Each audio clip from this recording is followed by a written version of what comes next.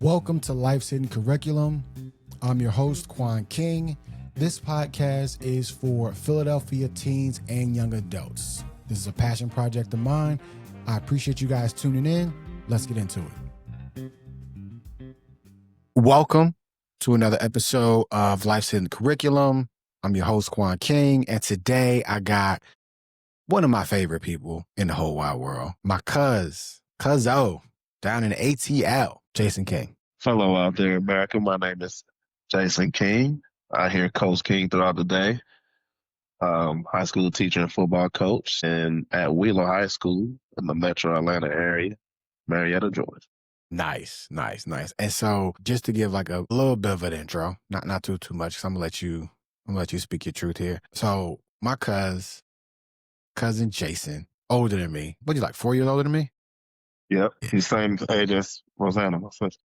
Right. So 4 years older than me. We got memories from back in the day in Detroit. As long as I've known him, not only has he repped Atlanta to the fullest, repped the A, but also he's been all about football. So anytime I talk anything football related, or I got questions, anything football related, I want to run it by somebody that knows their shit. I'm talking to my cousin Jason about it, because not only did he play football at Valdosta State, he also coaches football too. So like I'm a big proponent of, you don't really know some shit until you can teach other people shit. So he knows his shit when it comes to football. But also in that regard, he's been a coach. So he's been talking to young people for a long time. Part of the reasons I'm really excited to talk to my cousin today is, to kind of get his perspective. And he and I have talked, a couple of times here and there about it. But I'm really excited to reach out to you today to talk at length about some of your experiences that you've had dealing with teens and young people. But before we get into that, give me or give our listeners a little bit of background on, you and what's been your journey thus far, and kind of how you came to this point today. Well, I grew up in the Atlanta area, born and raised in the Atlanta area, west side of Atlanta. Mama said it was time to move to the suburbs, so we did. And ended up going to Marietta High School, and that's where my love for the game kind of picked up. Played sixth grade, just out there playing, but I really didn't fall in love with it until I got to Marietta. That's where the love before it came from. 4 years there, had a great mentor by the name of James Friday Richards. He was able to get me a scholarship opportunity at Valdosta State University. Love. Went down there, got a preferred walk-on status. He said, "King, you need to go down there and ball out so they can give you a full scholarship." And, that's exactly what I did. Got the scholarship my sophomore year and had my school paid for the last 3 years. Ended up playing under coaches by the names of Kirby Smart, Will Muschamp, David Dean, and Chris Asher. Those are some names if you're really into college football. The game itself, those names should, make you perk up a little bit when you hear them. After that, didn't know what I was going to do because I wasn't a football player anymore. 2-year hiatus from the game. Then I found a way to get into coaching. Where did I start coaching? Right where I started falling in love with the game. And again, my mentor, James Friday Richards, got me into the coaching game. And I was able to have some success there. Won 2 region championships as an assistant coach. Went on to East Palmer High School, another metro. Well, not really metro. It's out in the sticks. So East Palmer High School. Won a region championship out there. Did a one and done. To Westlake High School. We won 2 region championships there, and coached players by the likes of A.J. Terrell, the starting quarterback for the Atlanta Falcons. Leak Willis, the backup quarterback for the Green Bay Packers, was on our rosters. Had some pretty talented teams there. You got some dust on your shoulder there, cuz. Well, you know what I'm saying. I ain't talking too much more. A lot of people don't like. They don't believe me, or they hate, or they congratulate, but it's the truth. So take it how you want. Went to Woodland High School 2 years, and now year number 7 at Wheeler High School. Doing it 20 years. Lets you know that I basically love it, and there's no other way around it. Say less. That's what's up. Yeah, damn. It's funny because we family and everything, but like I don't know if we like talk about like a lot of the accomplishments and shit that you've done. So definitely, I tip my hat, salute, all that kind of good shit to your success. Cause like, damn, champion and shit. Like, do you get like jackets and rings? Like, what? How does that work? I have 2 conference championship rings at Valdosta State. I was inducted into the Marietta High School Hall of Fame. Okay, cuz I ain't get no ticket, but it's cool. I was busy. It was fine. Yeah, well, it was in the fall, and I was so busy dad couldn't make it. So Damn. yeah, but I was an All American at Valdosta State. So just having those 2 titles attached to your name lets you know that you'll be etched in stone for history in both of those programs. So That's that's dope. pretty rewarding. Somebody 30, 40, 50 years from now can, walk into the field house of Valdosta State or walk through the Hall of Fame walls in Marietta and they'll see my name in my picture. I think it's really dope.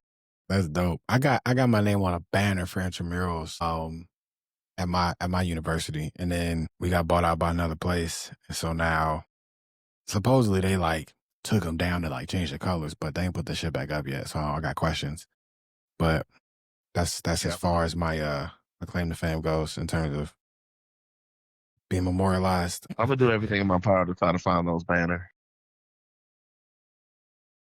They somewhere. I Yeah. mean, I got other things to worry about. That was fun. I had Yeah. fun playing intramurals, and I think that was the whole point. But anyway, all that being said, I'm really interested to hear about your experience working with teens that have become young adults, and even some young adults that I'm sure you still function as a mentor with.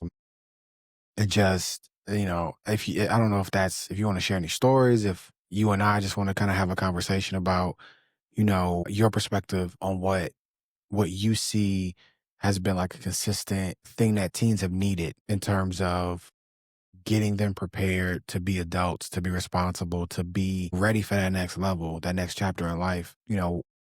I guess my first question, like, have you noticed anything that despite the fact you've been doing this 20 years, like these are the same things that teens are always like, this is what I feel like I'm missing out on. This is what I don't know. This is the shit that like I keep tripping up on. Well, I just think, and this was as of recent, the phrase that, these kids are not like how we were back in the day. Yes, they were. Yes, we were. We wanted to prove ourselves. We wanted attention. We wanted to stand out. We wanted somebody to coach us. We wanted somebody to love us. We wanted to act the fool. Mhm. We wanted to be defiant. We wanted to be successful. And all these kids, they want the same. And I just think that if you find yourself saying something like that, I just think that, you know, you kind of not, you don't have a full insight on what's going on. Now, COVID did have a whole lot of impact on, our kids. You Facts. know, the ripple effects can last for a lifetime. And, depending on how the kids recover or if they do recover or impact the rest of their life.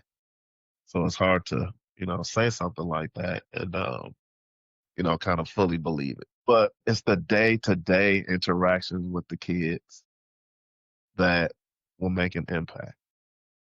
I have a phrase that I say to, the guys that I coach them, cuss them, love them. I like that. And yeah, so, just you're going to have days where you want to go off on them. You lose it. And then you have days where you actually coaching and you're teaching and you love doing it because you just know that they are hanging on every word that you said Mhm. and that instills some pride. And then, you got to love on them. And I like it, like the fact that love them comes after cuss Right. because you can't just leave them hanging after you cuss them Right. because soon as you cuss them and they do something real good, you have got to be their number one fan. You got to be the first one to congratulate them. You got to be the first one to high five them. You got to be the first one to put your arm. And I just think that's how the relationship is built. You got to do non-football stuff. Mhm. We were always. I took a group of kids to a trampoline park. Took a group of players to a trampoline park. I took a group of players to, play video games.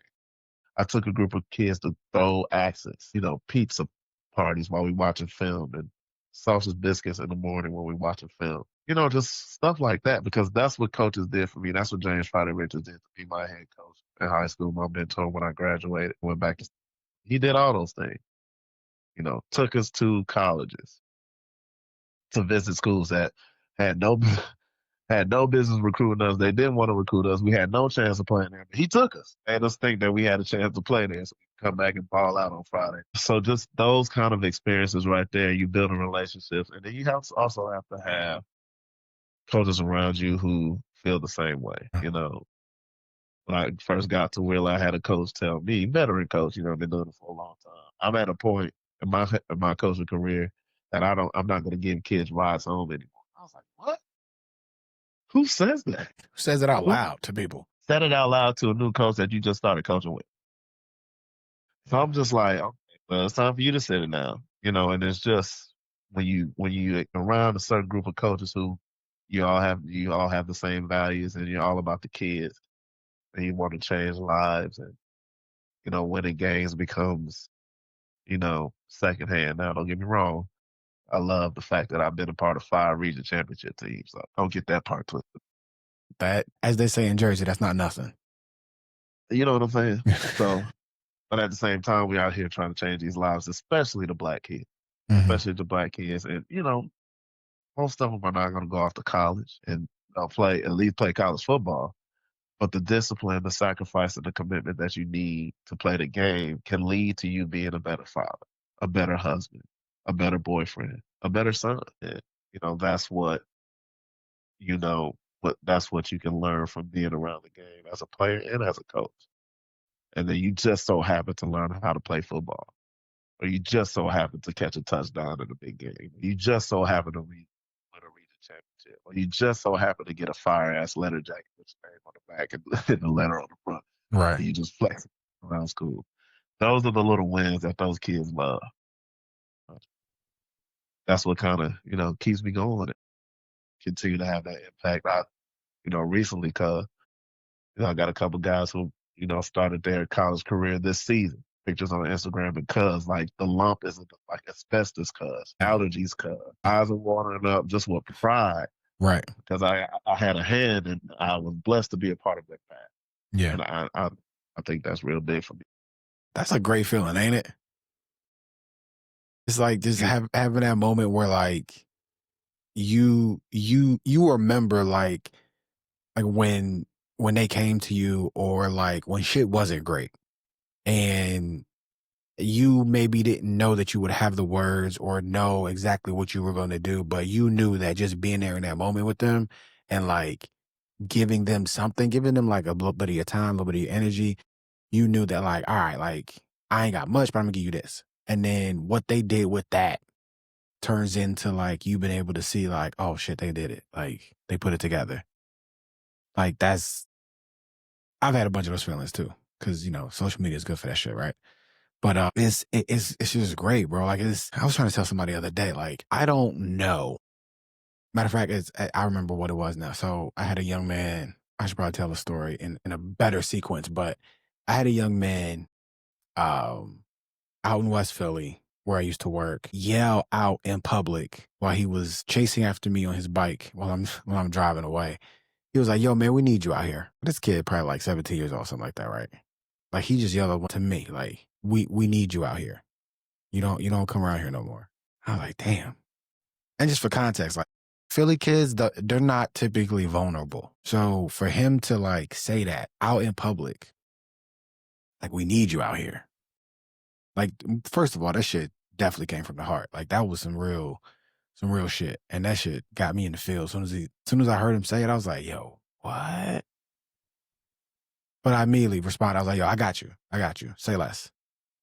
I'm on my way," as they say. And I am. So I got some shit I'm gonna do out in West Philly.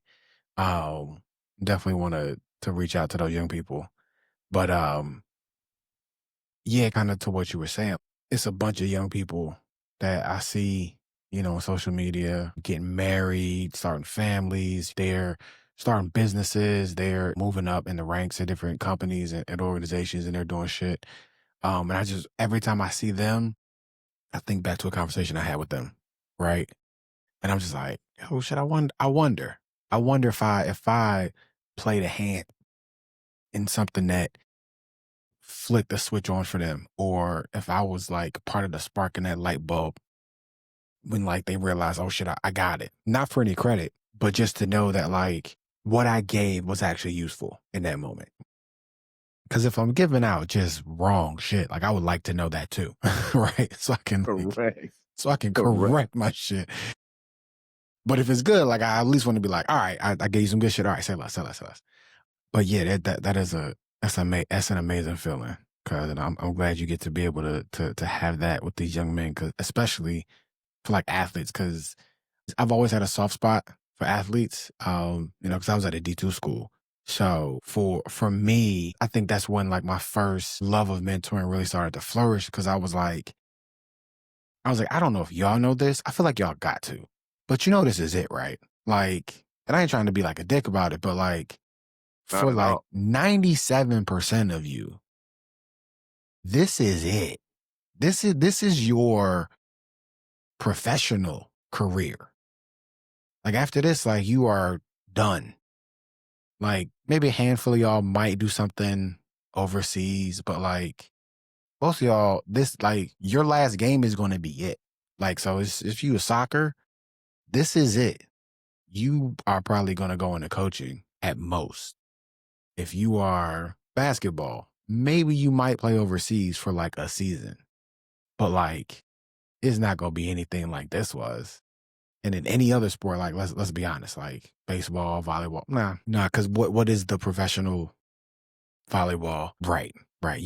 You're being Olympian, and then y'all are Olympic caliber. No offense, just being honest, right? And in baseball, same thing. Like you might get like one kid out of every 10 years that might get a tryout, that might play in like a grapefruit league game or something like that. Like, cause again, like we're just being honest. Like there's only a handful of like Division II basketball players that have ever played in the NBA. Right. Like, and Ben Wallace is one of them. And Ben Wallace was a fucking phenomenal freak of an athlete. Yeah.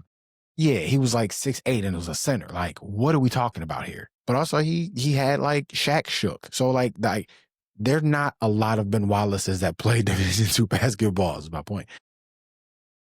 He really did have Shaq. But he could block everything. Anyway, I'm getting distracted here. Shout out to the Dito. So for me, like I remember having conversations with like student athletes and realizing for them that in the capacity that I had as like an announcer working, the table, that kind of shit, like I wanted to make sure like I brought my A game. So like I made this feel as close to like professional type shit as I could. So like I didn't want to come in there and be like all lazy, be like, and at guard number 27, James Williams. Like, no, fuck that, bro. Like we in here. Like I'm gonna make this shit hype. We gonna get fired up. I'm gonna have like little music and shit if I can. And then, for the other team, I'm going to give them the bullshit. I'm going to be like, oh, basket scored, Yeah. number 7. And you'd be lucky if I ever said your fucking name, bro. Like, I don't care. Like, y'all don't pay me. Like, I'm here doing this. But, like, for me, like, I wanted to make sure that they understood that, like, people, see you and notice you and, like, and give a shit, right? Because if you have that little bit of pride in you to go out here and compete, even though that, this shit comes to an end and there's maybe nothing after it, you can just take that pride in knowing that like, damn, somebody saw me, right? For this, Correct. for this moment, for this season, like somebody actually gave a shit. And they made it that much more enjoyable. And then when I'm done with this, I can feel done with it in a way that like I can like come to terms with it and not feel as though like I got robbed and like I just wasted my time. And I should have, I could have done something else, or you can be like, no, like this was good. Like there's a button on this somewhere that I could put on there and be done with it. And I can move on and take the shit that I got from the sport and like you're saying, like all those other things that were the main thing I was supposed to get and happening to be good at the sport was like the byproduct. I can move on and go into something else with just the same level of like intensity and passion, and know that like I emptied my tank when it came to like the sport thing. I like the fact that you brought up that kids, I hate saying kids, sorry, teens, this kind of age group, they want to be seen, they want to prove themselves. I also think from my experience, right? something else that we did that I see in them is they think they know shit. And it's funny because it's like the first time you realize, you start to see how the world works, and you realize that, like, I had an idea and now that idea is confirmed. Now I think I know everything. I feel like that's a consistent thing with teens too. Um, and my perspective has always been like, it's important to recognize and acknowledge that like you're seeing the world for the first time and you're starting to see how everything fits together, but also know that there's still more shit that you don't know. Like, you don't know that you saw this one connection, but there's like layers of connections on top of that shit too. Right. And so like it's a whole array of shit that's going on, that just because you see like this puzzle piece and now that fits these other 5 pieces around it and you're like, oh, I got this corner done. Yeah, but like you don't see that, like, not only is it connected to other shit, but then there's a picture on top of that shit. And then this whole thing, when it's all put together, goes into a frame, and then that frame goes on a wall, and that wall is in a house, and that house is in the fucking neighborhood, and like all of that shit is connected like that. So like, yeah, you got part of the shit, but I'm trying to like put you on to like all the rest of it too. And I can only like give you a little bit at a time. And I feel like we were the same way. Like growing up, like we were just like, nah, fuck, we get it now. We know. Y'all don't know. Y'all think y'all know what we know. And yeah, that's just that's not the case. Well, to that extent. Tell me your experience. How has the pandemic really shaped this generation? Well, your social kids really took the COVID years harsh. Just the simple fact that you just can't see somebody, you can't touch anybody, you can't hear, you can't, watch them move around. I compare it to the likes of, when we were in high school, the bell rings, that little 4, 5, 6 minutes was gold. Yeah. The let out? You talking about catching up with the homies on the team, catching up with the homies, seeing what's popping for the weekend. Hey man, what's going on? What's good? I'm lit for this game. Let's get ready. Let's go play this game. Dude, conversations like, oh, what's up, bro? There she go. You gonna talk to her? You gonna say what's up? And you know the route. You know exactly the route that she like to take to leave, and you like, let me let her cross her path. You knew the exact time she was gonna be coming down them stairs. Yep. What bus she was on, if she was taking a bus. Well, she was going to, like, straight stalker mode, cuz. We just being informed. And just those are the experiences they had. We did the graduation COVID style. It was a drive-through graduation. Kids drove through. The principal handed them the diploma, and they just drove off. I mean, there were people outside taking pictures, kind of honking the horn and all that. Threw that shit through the window. Like, yeah, cuz, like, what the hell? That was it. The prom that they had, it had to be outdoors. You couldn't be all up close.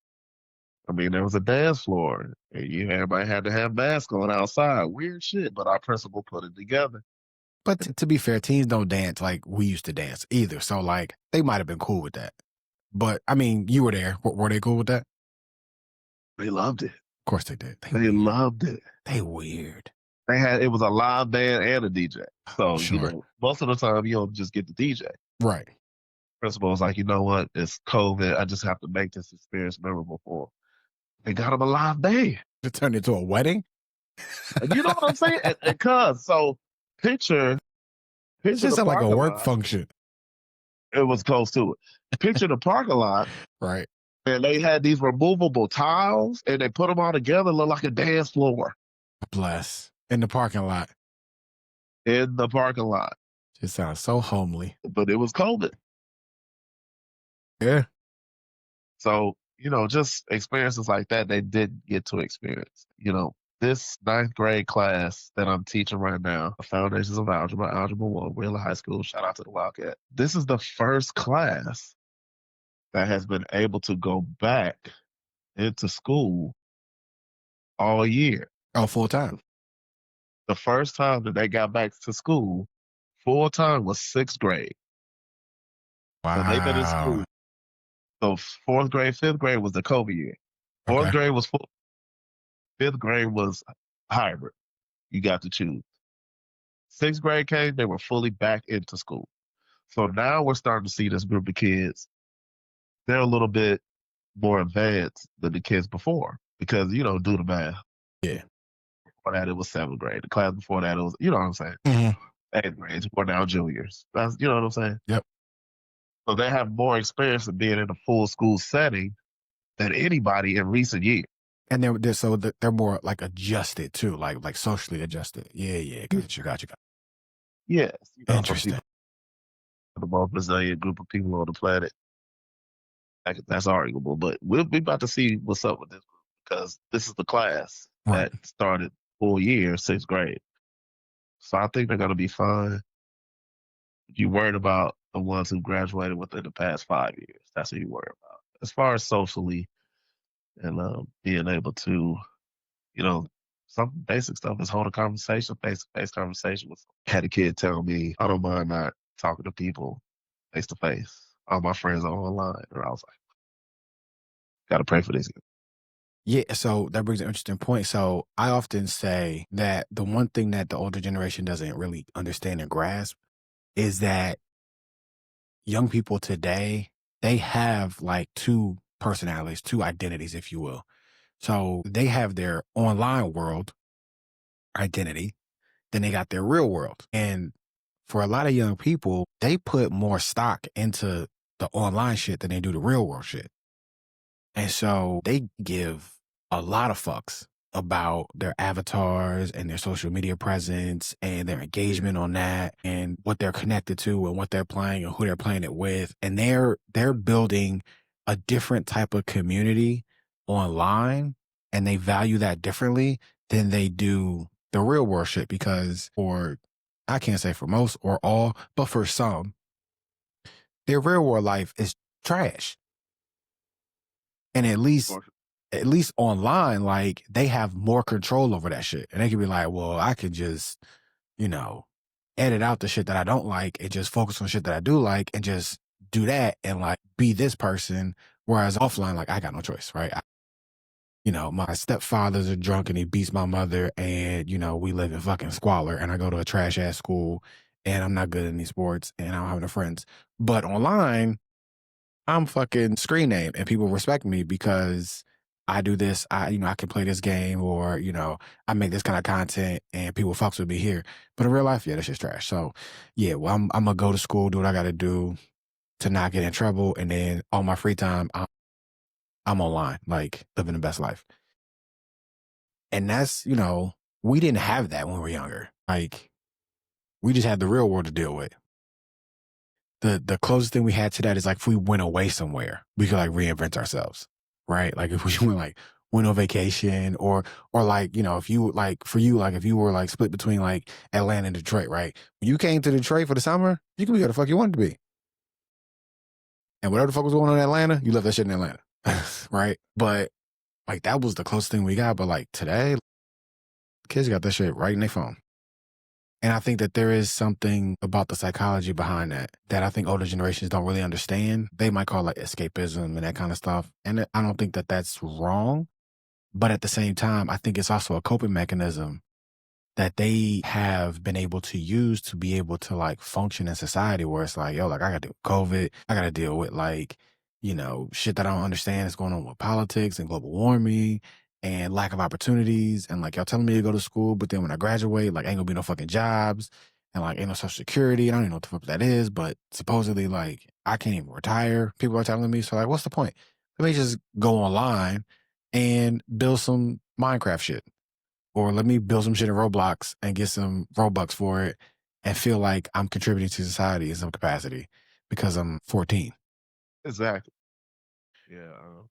It's kind of like from shout out to all the video game geeks out there. Ready Player One. That's Yeah. one of my favorites. I mean, it's a class. It's to your point. The main characters, their life's not all that great. Mama got dudes coming in and out the house, beating them up. He meets the girl. Her life is not all that great. And then it's everything to your point. So if y'all haven't seen Ready Player One, go see it. You heard this main character syndrome? I think it's called the syndrome. Young people think they're the main character in like a movie, and the movie is the world, like their life. And it's like everything is revolving around them and like they're the most important thing and like everyone is just a support character to them. It's a really fucked up way to live your life and think Think about yourself. Crazy is they can't articulate that to you. Right. Yeah. Like they don't know that they're doing it. I'm like, bro, like you gotta chill, bro. Like, don't stand up again. Sit down. You're not in control. Like, what are you doing? Like, no one cares. And I hate to like people care, but like not right now. Like not like But that. I gotta hit you hard with it to make you real. Yeah, because the world is real out here. Like the shit that you think is happening, because again, like you haven't put all the pieces together yet. Like, no, like somebody gonna come and fuck your shit up. And I don't want that to happen. So I'd rather just like drop you down to one peg instead of somebody coming in here and like chopping your legs off. Because then if I don't prevent your legs from getting chopped off, then I didn't do my job. So yeah, so let's talk personal experience, right? What are some things that when you are like a teen, young adult, that when you experienced for the first time, you was like, damn, I wish I was fucking worrying about this shit. Like, how come no one told me about this thing or these things that like clearly I should have been prepared for, but like I wasn't. And so now I gotta like learn this shit the hard way. And I feel like I definitely should have learned this earlier. But I think across the board, like a lot of information gets gate kept just because we're not quote unquote old enough to know it yet. But the reality is we need to know that shit because once we turn 18 and become adults, like now all of a sudden we're expected to know all this sort of shit that like no one ever took the time to like actually show us. So can you think of some examples or things that you yourself personally were like, damn, like I was just in high school for 4 fucking years. How come no one told me about this shit? Well, and it kind of led into, college too. Just being able to, you know, court a female. I'm talking about along the lines of, okay, you like this one girl, you need to commit to this one girl. You need to put all your attention and focus into one girl. One of the main phrases I heard from my father on a regular basis was, or questions was, one, how many girlfriends you got? Two, oh, don't worry about her. There's plenty of fish in the sea, or, go, try and talk to somebody else while she doing this, that, and the third. And there was no really, okay, so you need to stop, leading these girls on and telling them this and doing that. Mm. And you need to commit to, one woman or one girl. And, I just think that comes from, your daily upbringing and what you saw day to day in your household, almost like some Cosby Show stuff. Theo and all the little kids, RIP to Malcolm Jamal. Man, all right, I was about to say that shit too. Damn. Yeah, gone through some. He was us. But He was us. he was us, He was cuz. He us. was us. It was us. Damn. He was us. He saw his dad treat his mom with the utmost respect on a regular basis, even though it's TV. I can even, relate it to some of my teammates in high school. I had a teammate in high school. His dad was a colonel and an NFL referee, and his mom was a Delta nurse. You talk about Cosby Show. Now they didn't have as many kids, but you go over their house and it's just black excellence. Mm. That led to him, being in a situation where he is right now, married, has two sons and a daughter, and he's got a brother who's married, and they got kids. And so I think how I was raised, I never really saw that on a regular basis. My dad be married 3 times, and I never really saw my mama get treated well by another man for a significant amount of time. So that's what, and it happened towards, coming out of college and, being in my 20s. That's when I was like, "Man, nobody really, taught me how to do this, that, and the third, and commit to one woman and commit to one lady." That's one of the things that kind of was a shell shock growing up. Interesting. Yeah. So, yeah, I wonder too because we all hear about like divorce rates and all that kind of shit, and I just realized I was listening to Starline today from Chance the Rapper's new album, and then came to realize that this motherfucker just got divorced. I was like, damn, bro, like 5 years. That's all it was. So like, I remember he dropped the album. I think it was his last album before this one, where he was just getting married. And it was just all about like the excitement about getting married and all the stuff they're gonna do, and they're gonna be together forever, all this kind of shit. The next album, yeah, getting a divorce. I was like, damn. Yeah. But we hear about like 50% of marriages and a divorce, all this kind of other shit. But I think that is something that is very real that's happening more recently is the fact that, well, one, there's some data that suggests that later generations are putting off even getting married until they are financially secure and stable and they Correct. got their shit together, which kudos to them for that. But also I think a lot of them are coming from homes where families are, you got far more blended families. You got a lot of, single parenting that's happening, and that's just common. Like I think when you and I were growing up, that was like, ooh, she's a single parent. Ooh. Where like you've had generations of that shit that have happened now where like that's like normal as shit. That's like, oh, single parent, no big deal. Like you fine, you good. Look at LeBron James. Like, damn, like everybody can't be fucking LeBron James. Yeah, why you make that comparison? We get Right. But like it's normalized now where it's less of a stigma. It's just like oh well that shit happens. And it happens in black communities, white communities, Hispanic, Asian, like all across the board. But I also think that one of the fucked up parts about it is that as a result, the young people that come out of these situations, kind of to your point, look up to the previous generation and say, well, maybe that shit don't, maybe it's not real. It doesn't work. And so they don't even develop any of those tools and know how to do any of that shit. And I'll be honest, like shit, I came from a, broken home, if you want to call it that, where it was just my mom. And she tried her best to have good dudes in our lives. And not everybody is a keeper. So I didn't, kind of to your point, like I didn't know any of that stuff. I just had this desire to have a stable kind of situation. And I wanted to be, and I think my mother kind of put me in this mold to be like the man of the house. And so I took on a lot of attributes to like be like a husband type type deal. And so I never even knew how to be a boyfriend. And that was feedback that I got from young women that I was trying to court myself, is that I was coming on strong like a husband. And I was like, the fuck? You want a boyfriend or a husband? Like, the fuck's wrong with you? yeah, yeah. You get mad at them because they don't Yeah. like it. Yeah, and I'm like, the fuck? Like, I thought this was the end goal.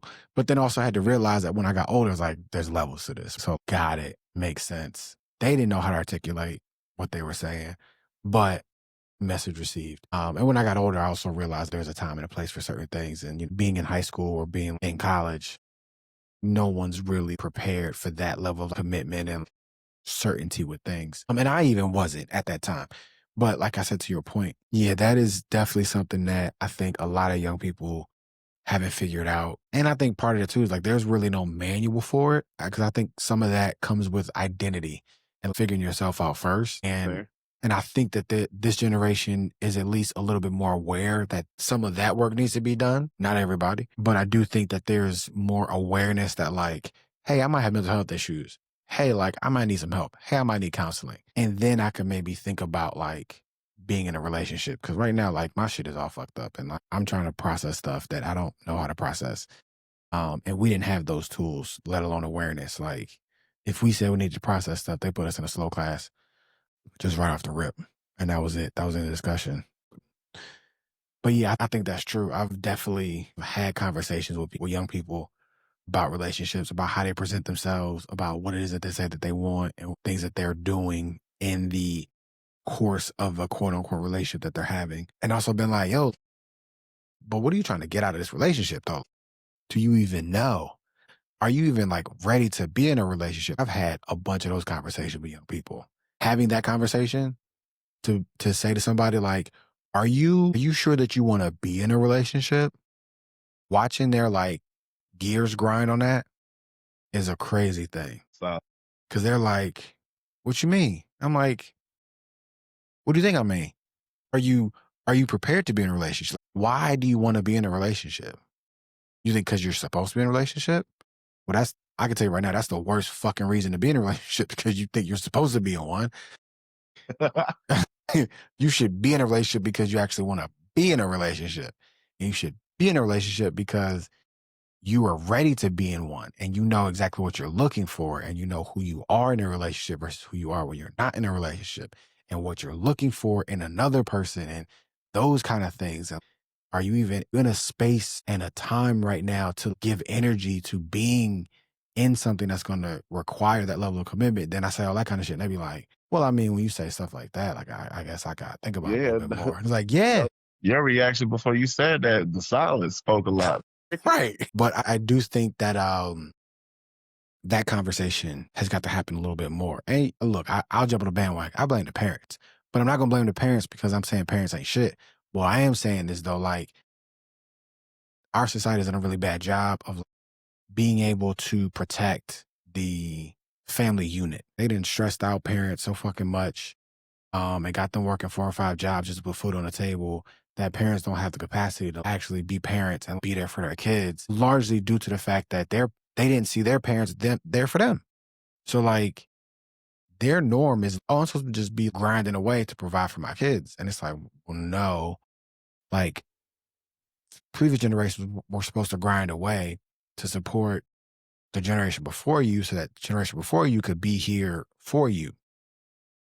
And then you were supposed to be able to see how to do all this shit. So then that way you were set and ready to go and you could be there for your kids and then everyone got better. Instead, we got stuck in this loop of like doing the same shit. And it's just been to the detriment of all the younger generations as a result. And so I look at it like hip hop too, right? So in the 80s, it was all the B-boys and the dancers and everybody was was getting rich. And then right after that, the drugs got moved in. So everybody became a drug dealer. So then the next generation became the drug users. And the generation now we in that's the result of their parents using the drugs. All the kids is all fucked up now. And so I guess a weird evolution of seeing, if you even look at it through like hip hop, it's like, oh, that's weird as fuck. These kids is like mumbling and rapping and talking about how they're on all these prescription drugs, but they kind of need those to survive. And then you trace it back to what was your pops talking about? Oh, they was out there using the drugs. They was out there getting high all the time. Oh, and getting fucked up. Oh, okay, I guess that makes sense now. And then because then the generation before them that was selling the drugs to them. Oh, right. Shit. Consequences, relationships. All right, dope. Love that. That's a good answer. It's a good because I'm Yeah, cool. Just er, straight truth, man. Straight truth. Yeah. So the more and more I'm around the game, it just came so easy to me. Like mhm, just nobody in our family plays sports like that to the point where they earned a scholarship. Nobody in our family actually coached for a significant amount of time. right. That's all you. So That's your path.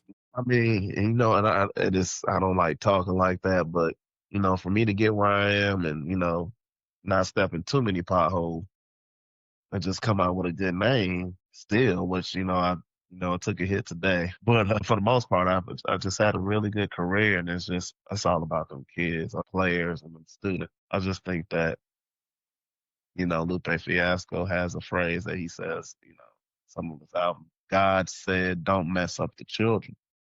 I'm not trying to mess up the children because it's their turn. They're next. Yeah. And when it comes to, this coaching game, I'm like, I have to go through all this just so I can keep coaching. It's the young kid. It's the young coach's turn. We got a couple coaches in their mid to late 20s on the staff. And, we still got our older coaches in place, but shoot, it's going to be a time where you got to just let them have it and get out of the way because it'll be their turn. Right. It's not a turn. We coming into the time where it's not our turn. Mm. So just want to groom that next class, make sure that they keep in mind, don't mess up the children, but also be that, that face of color, that black face that they see that can be influential to them on the football field and in the classroom. Love that. Matter of fact, I had a kid who he reported to Cornell. He's an Ivy League player, playing receiver. He's going to be a beast.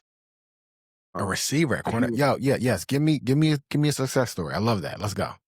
Cornell wide receiver. receiver. That's Yeah, corner wide receiver, about 6'3", about 180. He ran track. Cause the Philly relays I was telling you about, yeah. Him? he was on them. Oh, he about to be a beast. But he went to the Philly relays 2 years in a row. He's run track. Mm-hmm. Of course, he's proud to be a real good receiver. And I He know, was in my I know. Hold on, wait. I'm gonna have some Philly fans or Philly listeners are gonna be like, "The fuck you talking about?" Pin relays, guys. Relax. Pin relays. He from The Philly relays. It's a It's pen fine. relay. It's the pen relays.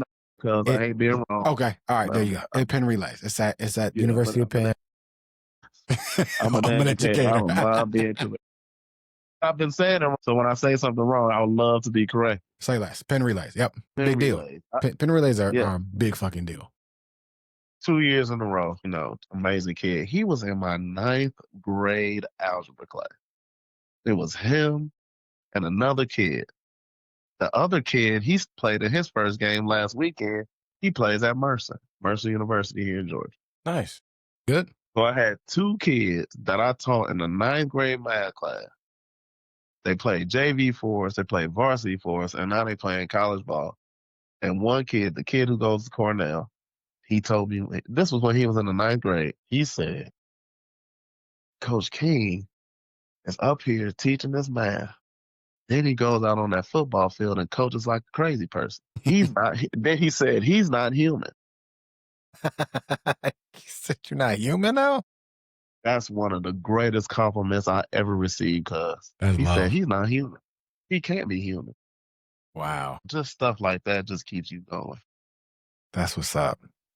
Now, Yeah. now let me ask you this: Did he scream Cornell? Because that's Ivy League, right? So you saw this kid in 9th grade. You knew. Did he know or did you know? It was like, yo, this kid like smart. Well, it goes back to what I said. You have to have a great group of men who are around you who are Mhm. pulling the same way. I had him in the classroom getting that math. Mhm. Our strength and conditioning coach had him getting strong in our weight. Our track coach, his receiver coach, had him on the track. Our head coach was making those phone calls to get Ivy League schools to come visit.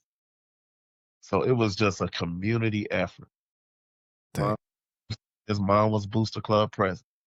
She would be, working the concession stands all the way up until game time, and then she'd be in the stands cheering for her baby. So it's definitely the work of a strong tribe. Right. And so we were all proud. The running back on our team, he had over 2,400 all-purpose yards. He went to Cornell with him, so they both up there Ooh, together. that's beautiful. Holding each So other it's accountable too. yeah, you know what I'm saying? But I did go to Valdosta State with a team with me. But we didn't play the same position. Like he played defense, I played offense. But a running Yeah. back and a receiver, they're gonna be together all the time. All the time. Running plays for each other. All, Love it. That's love. That's love. all of that. All of that. So just those little stories like that, when you get a chance to reflect on them, and I'm glad you talked me into doing this, because why I told you what happened. Yeah. That just lets me know that, to just keep doing what you're doing, Coach King. You're gonna be all right. Just a minor setback for a major comeback. Nothing but a Euro snap. You still get into the bucket. Don't matter. You feel? Yeah. You good. Because I appreciate you. I ain't gonna hold you up. It's getting late. This is great. I gotta do more of these because these are fun. But yeah, like I said, I appreciate your time. Anything else you want to say? Any shout outs you want to give? Anything like that?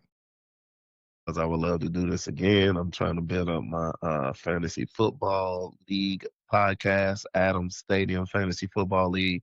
First episode is coming out this week.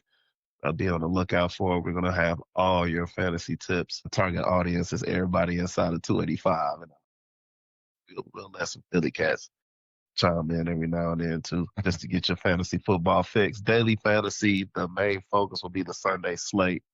We're not going to go anything outside of that. Anywhere from roster construction to recency bias to stacks to which quarterback to choose. How much does defense really matter in daily fantasy? We will have everything you need on the Adams Stadium Fantasy Football League podcast. So be on the lookout. That sounds professional shit. I'm gonna give you a little list on that. Yeah. That's what's all. I love you, cuz. You too, cuz. Stay up. Absolutely. Appreciate you. Thanks for listening to another episode of Life's Hidden Curriculum. If you want to support this podcast, please go to GoFundMe.com, type in Life's Hidden Curriculum, and you'll see it pop up. We got the cool orange and like aqua color logo there. No donation is too small. I greatly appreciate it. All the money goes towards producing these 8 high-quality video podcast episodes featuring teens and young adults. None of this money comes to me. So whatever you want to give, I greatly appreciate and look forward to more dope content.